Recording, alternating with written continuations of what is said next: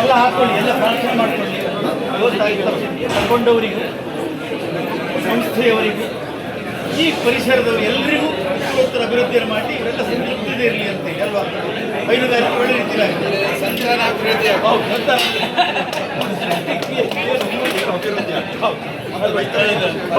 ತಳಿ ಅಭಿವೃದ್ಧಿ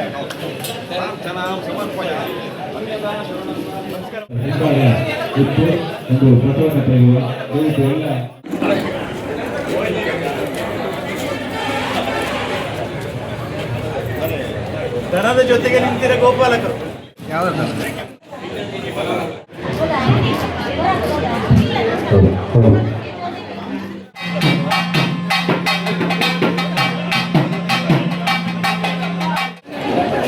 ತಮಿಳುನಾಡಿನಿಂದ ಈಗ ಕೋಟಕ್ಕೆ ಬಂದಿದ್ದೇನೆ.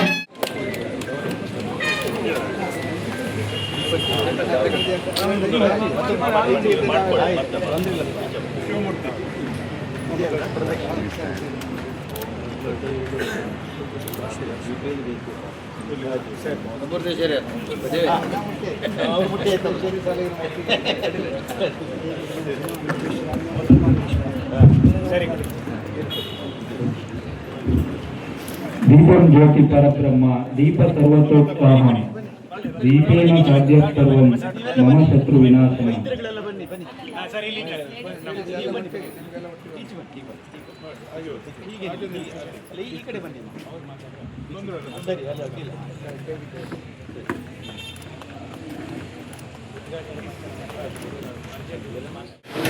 ನನಗೆ ಬಹಳ ಸಂತೋಷ ಆಗ್ತಾ ಇದೆ. ಬಹುಶಃ ನನ್ನ ಜೀವನದಲ್ಲಿ ನಾನು ನೆನಪಿಸುವಂತ ಕಾರ್ಯಕ್ರಮದಲ್ಲಿ ಭಾಗವಹಿಸಿದ್ದೇನೆ ಅಂತ ಹೇಳುವಂತಹ ಭಾವನೆ ಬರ್ತಾ ಇದೆ. ಬಹುಶಃ ಈ ರೀತಿಯ ಕಾರ್ಯಕ್ರಮ ಬಹುಶಃ ಎರಡು ಉಭಯ ಜಿಲ್ಲೆಯಲ್ಲಿ, ಬಹುಶಃ ರಾಜ್ಯದಲ್ಲಿ ಬೇರೆ ಉಂಟಾ ಇಲ್ಲ ನನಗೆ ಗೊತ್ತಿಲ್ಲ, ಬಹುಶಃ ಉಭಯ ಜಿಲ್ಲೆಯಲ್ಲಿ ಪ್ರಥಮ ಬಾರಿಗೆ ಈ ರೀತಿ ಹಮ್ಮಿಕೊಂಡಿದ್ದಾರೆ. ಬಹುಶಃ ಈ ಕಾರ್ಯಕ್ರಮ ಇವತ್ತು ಈ ರೀತಿಯ ಒಂದು ಗಂಟೆ ಕಾರ್ಯಕ್ರಮ ಆದ್ರೆ ಈ ಕಾರ್ಯಕ್ರಮದ ಹಿಂದೆ ಇರುವಂತಹ ಪರಿಶ್ರಮ ಎಷ್ಟಿದೆ ಅಂತ ಹೇಳಿದ್ರೆ ಬಹುಶಃ ಅನುಭವಿಸಿದವರಿಗೆ ಮಾತ್ರ ಗೊತ್ತು. ಬಹುಶಃ ಮೊನ್ನೆ ಹೇಳಿದ್ರು 2 ದಿವಸದ ಹಿಂದೆ ಇಲ್ಲಿಂದ ಈರೋಡಿಗೆ ಪ್ರಯಾಣ ಮಾಡಬೇಕು. ಅದೇ ರೀತಿ ಅಲ್ಲಿ ರಾತ್ರಿ ಹೊತ್ತಿಗೆ ದನಗಳೆಲ್ಲ ಸೇರುವುದು. ಮೊದಲೇ 11 ಗಂಟೆಯ ನಂತರ ಅಲ್ಲ 3 ಗಂಟೆ ರಾತ್ರಿಗೆ ದನಗಳು ಸೇರುವುದು. ಸುಮಾರು 3-4 ಸಾವಿರ ದನಗಳು ಸೇರ್ತವೆ. ಬಹುಶಃ ಸೇರಿದ್ರೆ 5-6 ಗಂಟೆಯಲ್ಲಿ ಎಲ್ಲ ಸೇಲ್ ಆಗಿರುತ್ತೆ. ಬಂದಂತ ಹಸುಗಳು ಎಲ್ಲ ಸೇಲ್ ಆಗಿ ಹೋಗುತ್ತೆ. ಕಡೆಗೆ 10-11 ಗಂಟೆಗೆ ದನ ಬೇಕಂತ ಹೇಳಿದ್ರೆ ದನ ಇಲ್ಲ ಬೇಕಾದವರಿಗೆ. ಆ ರೀತಿಯ ಒಂದು ಪರಿಸ್ಥಿತಿ ಅಲ್ಲಿದೆ. ಒಂದೇ ಒಂದು ಅಲ್ಲಿ ಅನುಕೂಲ ಅಂತ ಹೇಳಿದ್ರೆ, ನಾವು ಯಾರು ಹೈನುಗಾರಲ್ಲಿ ಹೋಗ್ತೇವೆ, ನಮ್ಗೆ ಬೇಕಾದ ರೀತಿಯ ನಮಗೆ ಅಲ್ಲಿ ಆಯ್ಕೆ ಮಾಡುವಂತಹ ಹಸುಗಳು ತಗೊಳ್ಳಿಕ್ಕೆ ಅವಕಾಶ ಇದೆ. ಆದ್ರಿಂದ ಎಷ್ಟೋ ಮಂದಿ ಹೇಳೋದುಂಟು, ಈರೋಡು ದನಗಳು ಇಲ್ಲಿ ಆಗುದಿಲ್ಲ, ಇಲ್ಲಿ ಹಾಗೆ ಹೀಗೆ ನೆಗೆಟಿವ್ ಹೇಳೋರು ಇದ್ದೇ ಇರ್ತದೆ. ಪ್ರತಿಯೊಂದು ಕ್ಷೇತ್ರದಲ್ಲಿ ಸಣ್ಣದೊಂದು ಇರುತ್ತೆ ಆ ಕೊರತೆಗಳು. ಆ ಕೊರತೆಯನ್ನೇ ದೊಡ್ಡದು ಮಾಡಿಕೊಂಡು ಇಡೀ ಕಾರ್ಯಕ್ರಮನೇ ಸುಖ ಇಲ್ಲ ಅಂತ ಇರುವವರು ಇದ್ದಾರೆ. ನಾನು ಈ ಮಾತು ಯಾಕೆ ಹೇಳ್ತಾ ಇದ್ದೇನೆ ಅಂದ್ರೆ, ಹೋದ ಒಂದು 7-8 ತಿಂಗಳ ಹಿಂದೆ, 7-8 ತಿಂಗಳಲ್ಲ, ಒಂದು 10 ತಿಂಗಳ ಹಿಂದೆ ನಾನು ಒಂದು ಹಸುವನ್ನು ಈರೋಡಿಂದ ತಂದಿದ್ದೇನೆ. ಪ್ರಾರಂಭಿಕ ಹಂತದಲ್ಲಿ ಅಲ್ಲ, ನಾನು ಇಲ್ಲಿ ಕೆಲವರು ಇಲ್ಲಿ ಫಲಾನುಭವಿಗಳಿದ್ದಾರೆ. ಪ್ರಾರಂಭಿಕ ಹಂತದಲ್ಲಿ ಅದು ಈವನ್ ಬೈಹುಲ್ಲು ಮುಟ್ಟುವುದಿಲ್ಲ, ಬರೇ ಹಸಿರು ಮೇವು ಬರೇ ಹುಲ್ಲನ್ನು ಮಾತ್ರ ತಿಂತಾ ಇದೆ. ಬೈಹುಲ್ಲು ಹಾಕಿದ್ರೆ ಬಿಡ್ತಾ ಇತ್ತು. ನಾವು ಬೇರೆ ಏನಾದ್ರೂ ಹಾಕಿದ್ರೆ ಬಾಳೆಹಣ್ಣು ಕೂಡ ತಿಂತಾ ಇರ್ಲಿಲ್ಲ. ನಾನು ಈಗ ಹೇಳ್ತಾ ಇದ್ದೆ, ಇದು ಬಾಳೆಹಣ್ಣು ತಿಂತದೇ ಇಲ್ವಾ ಅಂತ. ನೋಡಿ, ಇನ್ನು ಬಾಳೆಹಣ್ಣು ಕೆಲವು ಹಸುಗಳು ಬಿಟ್ಟಿದೆ. ಆದ್ರೆ ಕ್ರಮೇಣ ದಿವಸ ಹೋದಾಗೆ, ಸ್ವಲ್ಪ ದಿವಸ ಹೋದಾಗೆ ನಮ್ಮ ಇಲ್ಲಿಯ ಎಲ್ಲ ಆಹಾರಕ್ಕೆ ಅವುಗಳು ಹೊಂದ್ಕೊಳ್ತವೆ. ಇದು ನಾನು ಅನುಭವಿಸದಂತದ್ದು ನಾನು ಹೇಳ್ತಾ ಇದ್ದೇನೆ. ಕ್ರಮೇಣ ನಿಧಾನ ಬೈಹುಲ್ಲು ನಿಧಾನ ತಿಂತದೆ, ಸ್ವಲ್ಪ ಸಮಯ ಹೋಗುತ್ತೆ. ಬಟ್ ಹಸಿರು ಹುಲ್ಲು ಬೇಕಾದ ಯಥೇಚ್ಛವಾಗಿ ಹಸಿರು ಮೇವನ್ನು ಹಾಕಿ, ಅದರೊಂದಿಗೆ ಬೇರೆ ಮೊದಲು ನಾನು ಹಸಿರು ಮೇವು ಅಂತ ಹೇಳಿದ್ರೆ ಒಂದು ಗಿಡವನ್ನು, ಹೂವಿನ ಗಿಡ ಯಾವುದು ಉಂಟಲ್ಲ ಅದನ್ನು ಮುಟ್ತಾ ಇರಲಿಲ್ಲ. ಆದ್ರೆ ಈಗ ಹೂವಿನ ಗಿಡ ಸಿಕ್ಕಿದೆಲ್ಲ ತಿಂತದೆ. ಅಂದ್ರೆ ಅದು ಆ ರೀತಿಯ ಕ್ರಮೇಣವಾಗಿ ಅದರ ಹವ್ಯಾಸಗಳು, ಅದರ ಏನು ರುಚಿ ಎಲ್ಲ ಬದಲಾವಣೆ ಆಗುತ್ತೆ. ಆದ್ರಿಂದ ಗಾಬರಿ ಆಗುವಂತ ಸನ್ನಿವೇಶ ಇಲ್ಲ. ಸ್ವಲ್ಪ ಹೊಂದಿಕೊಳ್ಳಿಕ್ಕೆ ಸಮಯ ಹೋಗುತ್ತೆ. ಒಂದೇ ಒಂದು ದೃಷ್ಟಿಯಲ್ಲಿ ನಾವು ಈರೋಡು ದನಗಳನ್ನು ಯಾಕೆ ಪ್ರಿಫರ್ ಮಾಡ್ತೇವೆ ಅಂತ ಹೇಳಿದ್ರೆ, ಅಲ್ಲಿಯ ನಮ್ಮ ವಾತಾವರಣ ಮತ್ತು ನಮ್ಮ ಇಲ್ಲಿಯ ವಾತಾವರಣ ಎಲ್ಲ ಅದಕ್ಕೆ ಹೊಂದ್ಕೊಳ್ತದೆ ಅಂತ ಹೇಳುವ ಉದ್ದೇಶದಿಂದ ನಾವು ಈರೋಡಿನ ಹಸುಗಳನ್ನು ನಾವು ಖರೀದಿ ಮಾಡ್ತಾ ಇದ್ದೇವೆ. ಸುಮಾರು ಇದುವರೆಗೆ 405 ಹಸುಗಳು ಈ ರೀತಿಯಾಗಿ ನಾವು ಈರೋಡಿನ ತಂದು ರೈತರಿಗೆ ಕೊಡುವಂತ ಕೆಲಸವನ್ನು ಮಾಡಿದ್ದೇವೆ. ಮುಖ್ಯವಾಗಿ ಇವತ್ತು ಕೋಟಾ ಸಹಕಾರಿ ವ್ಯವಸಾಯ ಸೇವಾ ಸಹಕಾರಿ ಬ್ಯಾಂಕಿನಿಂದ ಬಹುಶಃ ಇದೊಂದು ಬಹಳ ಒಳ್ಳೆಯ ಸಂಸ್ಥೆ. ನಾನು ಕೇಳಿದ್ದೇನೆ, ಗೊತ್ತಿದೆ. ಮೊದಲಿಂದಲೂ ಒಳ್ಳೆಯ ಒಂದು ಮಾದರಿ ಕಾರ್ಯಕ್ರಮವನ್ನು ಹಮ್ಮಿಕೊಳ್ತಿದ್ದಾರೆ. ಇವತ್ತು ಕೂಡ ಒಳ್ಳೆಯ ರೀತಿಯ ಜನ ಮುಟ್ಟುವಂತಹ, ಎಲ್ಲರಿಗೆ ಮಾರ್ಗದರ್ಶನ ಕೊಡುವಂತಹ ಒಂದು ಕಾರ್ಯಕ್ರಮವನ್ನು ನೀವು ಪ್ರಾರಂಭ ಮಾಡಿದ್ದೀರಿ. ಇದು ಈ ಕಾರ್ಯಕ್ರಮ ಈಗ ನಾನು ದೇವಿ ಪ್ರಸಾದ್ ಶೆಟ್ಟರ್ ಅಂತ ಹೇಳಿದೆ. ಬಹುಶಃ ಇದು ಕೋಟಾ CA ಬ್ಯಾಂಕ್ ಇವತ್ತು ಏನು ಪ್ರಾರಂಭ ಮಾಡಿದ್ದಾರೆ, ಬಹುಶಃ ಇದು ಎಲ್ಲ CA ಬ್ಯಾಂಕ್ಗಳಿಗೆ ಒಂದು ಮಾದರಿ ಕಾರ್ಯಕ್ರಮವಾಗಿ ಇದು ಮೂಡಿ ಬರಬೇಕಾಗಿದೆ. ಎಲ್ಲ CA ಬ್ಯಾಂಕಿನವರು ಈ ರೀತಿಯ ಕಾರ್ಯಕ್ರಮವನ್ನು ಹಮ್ಮಿಕೊಳ್ಬೇಕು. ಬಹುಶಃ ನಮ್ಮ ಹೈನುಗಾರರು ಇನ್ನು ಮುಂದಕ್ಕೆ, ನಾನು ಹೈನುಗಾರಿಕೆ ಅಂತ ಹೇಳಿದ್ರು ಕಷ್ಟ ಎಲ್ಲ ಇದೆ, ಹೌದು. ಅದರಲ್ಲಿ ಒಳ್ಳೆ ತಳಿ ಹಸುಗಳನ್ನು ಪಡ್ಕೊಳ್ಬೇಕಾದ್ರೆ ಈಗಿನ ಸಂದರ್ಭದಲ್ಲಿ 1 ಲಕ್ಷ 1.5 ಲಕ್ಷ, ಬಹುಶಃ 2 ಲಕ್ಷದ್ದು ಹಸುವಲ್ಲಿ ಇತ್ತು ಅಂತ ಹೇಳಿದ್ದನ್ನು ನೀವು ಕೇಳಿರ್ಬೋದು. 30-35 ಲೀಟರ್ 40 ಲೀಟರ್ ಹಾಲು ಕೊಡುವಂತ ಹಸುಗಳು, ಒಳ್ಳೊಳ್ಳೆ ತಳಿಯ ಹಸುಗಳು ಇದೆ. ಬಹುಶಃ ಇಷ್ಟು ದೊಡ್ಡ ಮೊತ್ತವನ್ನು ಒಬ್ಬ ರೈತ ಹೈನುಗಾರಿಕೆ ಮಾಡ್ಬೇಕಂತ ಇದೆ. ಬಟ್ ಈ ದೊಡ್ಡ ಮೊತ್ತವನ್ನು ಖರ್ಚು ಮಾಡಿಕೊಂಡು ಅದನ್ನು ಇದು ಮಾಡಿಕೊಂಡು ಮಾಡುವಂತ ಶಕ್ತಿ ಇರುವುದಿಲ್ಲ. ಬಹುಶಃ ಇವತ್ತು ಹೈನುಗಾರರಿಗೆ ದೊಡ್ಡ ಶಕ್ತಿ ಕೊಡುವಂತ ಕೆಲಸ ಕೋಟಾ ವ್ಯವಸಾಯ ಸೇವಾ ಸಹಕಾರಿ ಬ್ಯಾಂಕಿನಿಂದ ಆಗಿದೆ.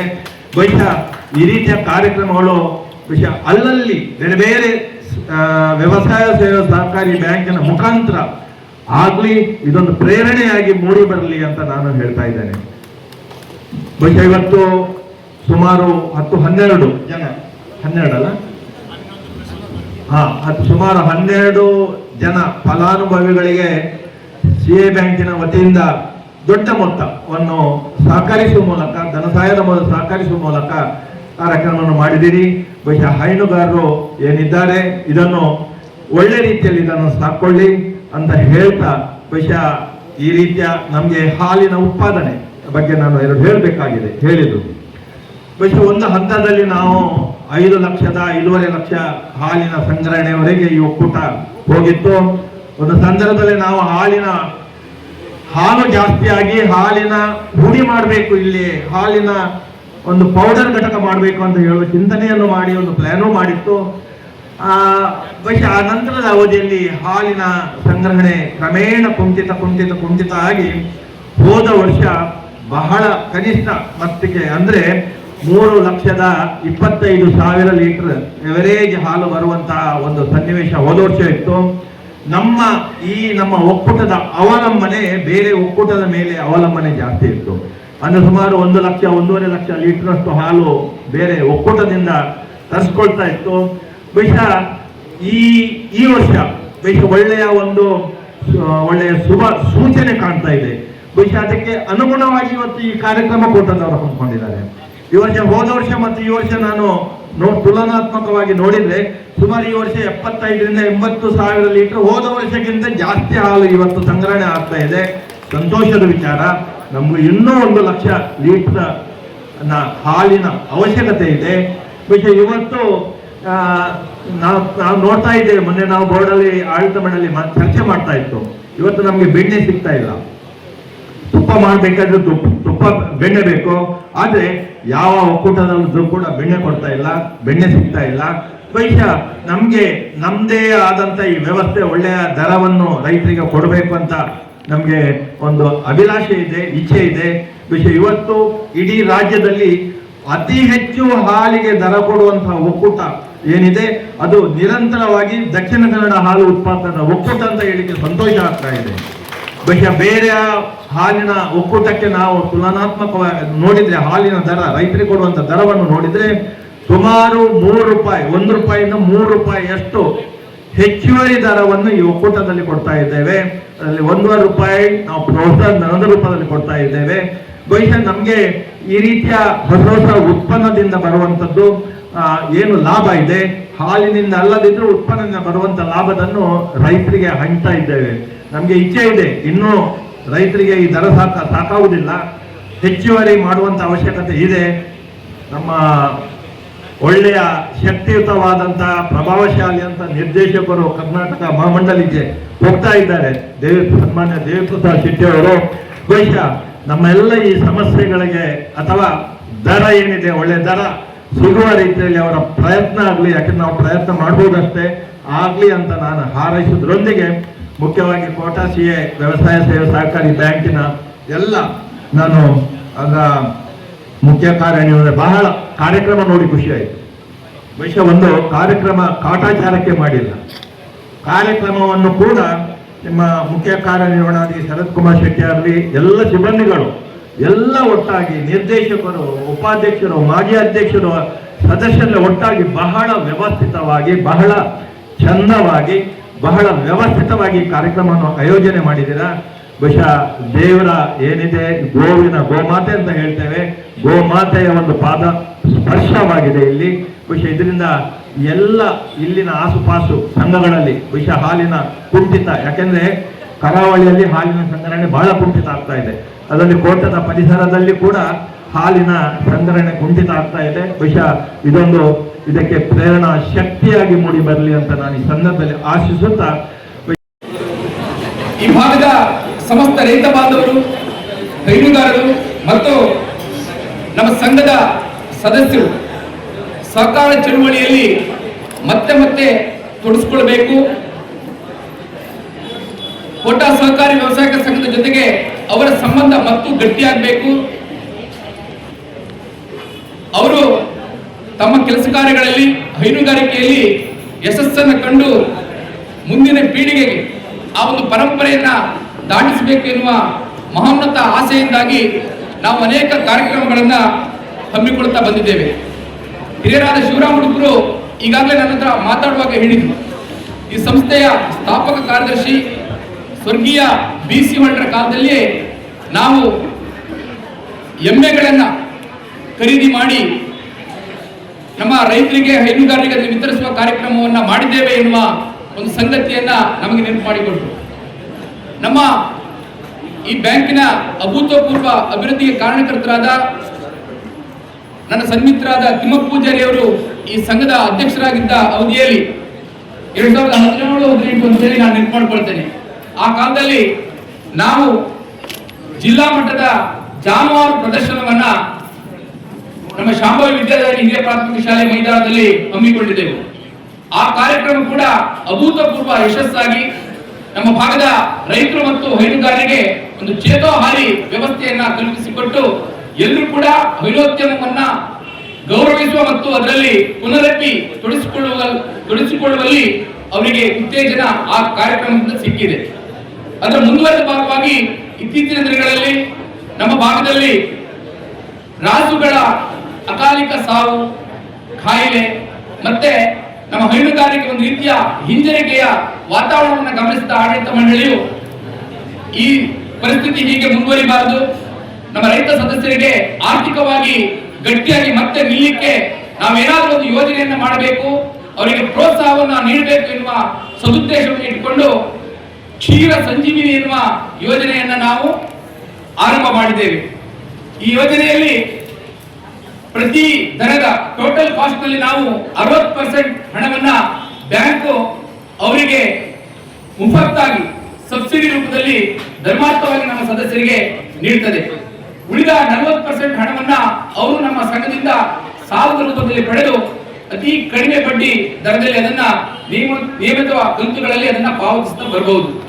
ಹಾಗಾಗಿ ಆರಂಭದಲ್ಲಿ ಈ ಕಾರ್ಯಕ್ರಮವನ್ನು ನಾವು ಶುರು ಮಾಡುವಾಗ ನಮಗೆ ಅನೇಕ ಸವಾಲುಗಳು, ಆತಂಕ ಇತ್ತು.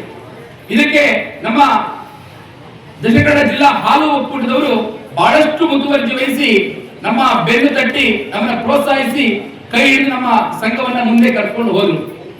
ಇದರಲ್ಲಿ ವಿಮೆ, ಸಾಗಾಟ ವೆಚ್ಚ, ಇತರ ಎಲ್ಲ ಖರ್ಚುಗಳನ್ನ ನಮ್ಮ ಹಾಲು ಉತ್ಪಾದಕರ ಒಕ್ಕೂಟವೇ ಭರಿಸುತ್ತದೆ ಎನ್ನುವುದನ್ನು ಕೂಡ ನಾವು ಇವತ್ತು ಬಹಳ ಕೃತಜ್ಞತೆಯಿಂದ ಈ ವೇದಿಕೆಯಲ್ಲಿ ಸ್ಮರಿಸಬೇಕಾಗ್ತದೆ. ಹಾಗೆಯೇ ನಮ್ಮ ಈ ಫಲಾನುಭವಿಗಳನ್ನು ಆಯ್ಕೆ ಮಾಡುವಾಗ ನಮಗೆ ಕೆಲವು ತೊಂದರೆಗಳು ಆಗುವುದು. ಈ ರೀತಿಯ ಈರೋಡ್ ತಲೆಯ ದನಗಳನ್ನು ತಂದು ಯಾರಿಗೆ ಕೊಡೋದು, ಅದರ ಜವಾಬ್ದಾರಿ ಯಾರು ತಗೊಳ್ತಾರೆ, ಮುಂದೆ ಈ ದನಕ್ಕೆ ಏನಾದರೂ ಸಮಸ್ಯೆಗಳಾದ್ರೆ ಸಂಘದ ಮೇಲೆ, ಯೋಜನೆ ಮೇಲೆ ಅನುಮಾನ ಜನಕ್ಕೆ ಬರಬಹುದು ಎನ್ನುವ ಒಂದು ಕಾಳಜಿಯಿಂದಾಗಿ ಯಾರೆಲ್ಲ ನಾವು ಫಲಾನುಭವಿಗಳನ್ನು ಆಯ್ಕೆ ಮಾಡಿದ್ದೇವೆ ಆ ಫಲಾನುಭವಿಗಳನ್ನು ಕಳೆದುಕೊಂಡೇ ತಮಿಳುನಾಡಿನ ಈರೋಡಿಗೆ ಪ್ರಯಾಣ ಬೆಳೆಸಿ ನಮ್ಮ ಸಂಘದ ಅಧ್ಯಕ್ಷರು ತಿಮ್ಮಪ್ಪ ಪೂಜಾರರು, ನಿರ್ದೇಶಕರಾದ ರಂಜಿತ್, ಚಂದ್ರ ಪೂಜಾರು, ಅಜಿತ ದೇವಳಿಗ ಅವರೆಲ್ಲರೂ ಕೂಡ ನಮ್ಮ ಪ್ರಿನ್ಸಿಪಾಲ್ ಆದ ನಮ್ಮ ದೊಡ್ಡ ಬೆಂಬಲಿಗರು ಬಾಲಕೃಷ್ಣ ಶೆಟ್ಟರು, ಶಿವಮೂರ್ತಿ ಅವರು KFF ನಿರ್ದೇಶಕರಾದ ನಮ್ಮ ನಿರ್ದೇಶಕರಾದ ಶೇಖರಣ್ಣ, ಶಿವಮೂರ್ತಿ ಉಪಾಧ್ಯಾಯರು. ಒಂದು ಹಂತದಲ್ಲಿ ಶಿವಮೂರ್ತಿ ಉಪಾಧ್ಯಾಯ ಈ ಕಾರ್ಯಕ್ರಮಕ್ಕೆ ನಮಗೆ ಪ್ರೇರಣೆ. ಅವರು KFF ನ ನಿರ್ದೇಶಕರಾಗಿ ಆಯ್ಕೆಯಾದ ಹೊಸ ಆ ಸಂದರ್ಭದಲ್ಲಿ ಅವರಿಗೊಂದು ಯೋಜನೆಯನ್ನು ನಮಗೆ ಪದೇ ಪದೇ ಹೇಳಿ ನಮ್ಮನ್ನ ಉತ್ತೇಜಿಸುವ ಕೆಲಸವನ್ನ ಮಾಡಿದ್ದಾರೆ. ಹಾಗಾಗಿ ಒಟ್ಟು ನಮ್ಮೆಲ್ಲರ ಒಟ್ಟು ಪ್ರಯತ್ನದಿಂದಾಗಿ ಸಹಕಾರಿಗಳ ಒಂದು ಆಶೋತ್ತರವನ್ನು ಈಡೇರಿಸುವ ಸಲುವಾಗಿ ಈ ಕಾರ್ಯಕ್ರಮವನ್ನು ಬಹಳ ಪ್ರಾಮಾಣಿಕತೆ, ನಿಷ್ಠೆ ಮತ್ತು ಕಾಳಜಿಯಿಂದ ನಾವು ಮಾಡ್ತಾ ಇದ್ದೇವೆ. ಇವತ್ತು ನನಗೆ ಅನಿಸ್ತದೆ ನಮ್ಮ ಪ್ರಯತ್ನ ಅದು ಸಫಲ ಆಗಿದೆ, ನಿಮ್ಗೆಲ್ಲರಿಗೂ ಖುಷಿ ಕೊಟ್ಟಿದೆ. ನಮ್ಮ ಕೋಟಾ ಸಹಕಾರಿ ವ್ಯವಸಾಯಕ ಸಂಘದ ಈ ಪ್ರಧಾನ ಕಚೇರಿ ಆವರಣ ಇವತ್ತು ಪುಣ್ಯ ಪಾವನ ಆಯಿತು. ಗೋಮಾತೆಯ ಸ್ಪರ್ಶದಿಂದ ನಮ್ಗೆಲ್ಲರಿಗೂ ಕೂಡ ಒಂದು ಉತ್ತಮ ವಾತಾವರಣ ಈ ಸಂದರ್ಭದಲ್ಲಿ, ಈ ಪರಿಸರದಲ್ಲಿ ನಿರ್ಮಾಣ ಆಯಿತು ಎನ್ನುವ ತೃಪ್ತಿ ನನಗಂತೂ ವೈಯಕ್ತಿಕವಾಗಿ ಇದೆ.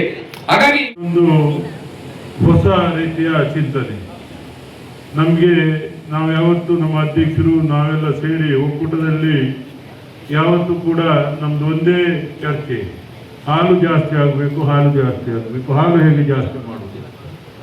ಯಾಕಂತ ಹೇಳಿದ್ರೆ ಈಗ ನಮ್ಮ ಹಾಲಿನ ಪ್ರಮಾಣ ಜಾಸ್ತಿ ಆಗಿದೆ, ಆದರೂ ಕೂಡ ಇನ್ನಷ್ಟು ನಮ್ಮ ಗುರಿ ಮುಟ್ಟಬೇಕಾದ್ರೆ ಇನ್ನಷ್ಟು ಜಾಸ್ತಿ ಆಗಬೇಕಾಗಿದೆ.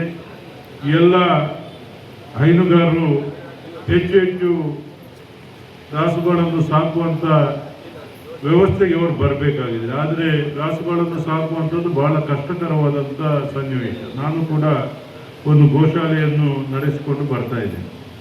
ಅದರ ಕಷ್ಟ ಏನು, ಆ ರಾಸುಗಳನ್ನು ಸಾಕುವುದು ಯಾವ ರೀತಿ ಕಾಲಿದ ರಾಸುಗಳನ್ನು ತಂದರೆ ಸಾಕಾಗುವುದಿಲ್ಲ. ಅದರ ಹಿಂದೆ ದಿನನಿತ್ಯದ ಶ್ರಮ ಇದೆ. ಒಂದು ಕುಟುಂಬ ನಿರ್ವಹಣೆಗೆ ರಾಸುವಿಂದ ಖಂಡಿತವಾಗಿ ಸಾಧ್ಯತೆ ಇದೆ. ಆದರೆ ಅದನ್ನು ನಾವು ಒಳ್ಳೆಯ ರೀತಿಯಲ್ಲಿ ಆರೈಕೆ ಮಾಡಿದ್ದಾರೆ. ಆದ್ದರಿಂದ ಇದೊಂದು ಹೈನುಗಾರಿಕೆ ಉದ್ಯಮ ಆಗಬೇಕು ಎಂಬ ಉದ್ದೇಶದಿಂದ ನಾವೆಲ್ಲ ಹೈನುಗಾರರಿಗೆ ಸಹಕಾರ ನೀಡಬೇಕು, ಹೈನುಗಾರರಿಗೆ ಉತ್ತೇಜನ ನೀಡಬೇಕು ಅಂತ ಅನೇಕ ಕಾರ್ಯಕ್ರಮಗಳನ್ನು ಇಟ್ಕೊಂಡಿದ್ದೇವೆ. ಈಗಾಗಲೇ ನಮ್ಮ ನೂತನ ಆಡಳಿತ ಮಂಡಳಿ ಬಂದ ನಂತರ ರಾಸುಗಳಿಗೆ 50,000 ರೂಪಾಯಿವರೆಗೆ ಇದ್ದಂಥ ಇನ್ಶೂರೆನ್ಸನ್ನು 1 ಲಕ್ಷದವರೆಗೆ ಏರಿಸಿದ್ದೇವೆ. ಯಾಕೆಂದರೆ ಏನಾದರೂ ಅವಘಡ ಆದರೆ ಅವರಿಗೆ ಸಂಪೂರ್ಣ ಅದ ಮೊತ್ತ ಅವರಿಗೆ ಸಿಗಬೇಕು ಅಂತ ಬೇರೆ ಬೇರೆ ಯೋಜನೆಗಳನ್ನು ಈಗ ಅಧ್ಯಕ್ಷರು ಹೇಳ್ಬೋದು ನಿಮಗೆ, ಆ ಯೋಜನೆಗಳನ್ನು ಕಾರ್ಯಗತಗೊಳಿಸ್ತಾ ಇದ್ದೇವೆ. ಅದರೊಂದಿಗೆ ನಿಮಗೆ ಸರ್ಕಾರದಿಂದ ಕೂಡ ಸಹಾಯಧನವನ್ನು ನೇರವಾಗಿ ನಿಮ್ಮ ಖಾತೆಗೆ ವರ್ಗಾವಣೆ ಮಾಡುವಂಥ ಯೋಜನೆಗಳನ್ನು ಕೂಡ ತಂದಿದ್ದಾರೆ. ಆದರೂ ಕೂಡ ನಮಗೆ ಕನಿಷ್ಠ 50 ರೂಪಾಯಿ ಆದರೂ ಹಾಲಿಗೆ ಆದಾಗ ಅದು ಸಂಪೂರ್ಣವಾಗಿ ಲಾಭದಾಯಕವಾಗಿ ನಮಗೆ ಆ ಹೈನುಗಾರಿಕೆ ನಡೀಲಿಕ್ಕೆ ಸಾಧ್ಯತೆ ಇದೆ. ಈ ಬಗ್ಗೆ ಕೂಡ ನಾವು ಶ್ರಮ ವಹಿಸ್ತೇವೆ. ನಾವು ಈ ಬಗ್ಗೆ ಕೂಡ ನಾವೆಲ್ಲರೂ ಸೇರಿ ಸರ್ಕಾರದ ಮೇಲೆ ಒತ್ತಡ ಹಾಕಿ ಹಂತ ಹಂತವಾಗಿ ಆ ಮಟ್ಟಕ್ಕೆ ತಲುಪುವಂಥ ಪ್ರಯತ್ನವನ್ನು ಮಾಡ್ತೇವೆ.